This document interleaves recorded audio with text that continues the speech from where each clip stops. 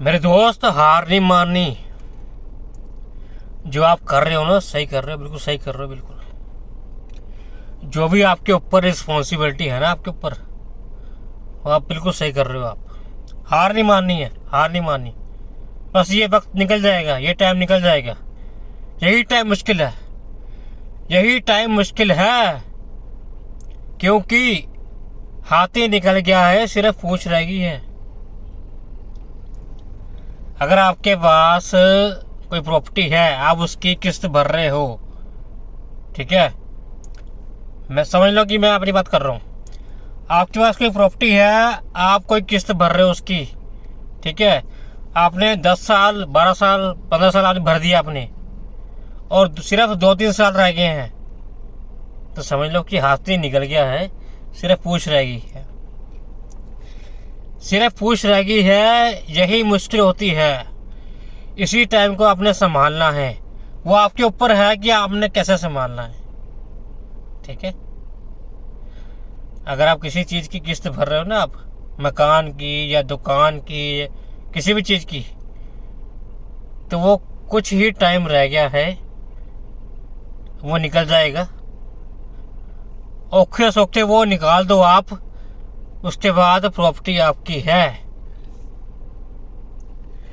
मेरे दोस्त, यही मेहनत है, यही संघर्ष है, यही आपका भगवान आपसे आपका इम्तिहान ले रहा है। अगर आप इम्तिहान में पास हो गए तो आपकी बल्ले बल्ले हैं, आपकी ऐश है। I am 40 years old. मैं 40 साल की मेरी उम्र हो चुकी है, मुझे इतना एक्सपीरियंस हो चुका है। मैंने बहुत कुछ अचीव किया है, बहुत कुछ आपको मैं बता नहीं सकता, बहुत कुछ, बहुत कुछ। लेकिन कभी भी खुद पे गरूर मत करना, ईगो मत करना। ये सब दिया हुआ है भगवान का। आप जिस भी भगवान को मानते हो, मुझे नहीं पता आप किसको मानते हो, आप जिस भी भगवान को मानते हो, ये सब उसी का दिया हुआ है, ठीक है। तो आप उसका शुक्र करो कि उसने आपको इतना कुछ दिया, ठीक है।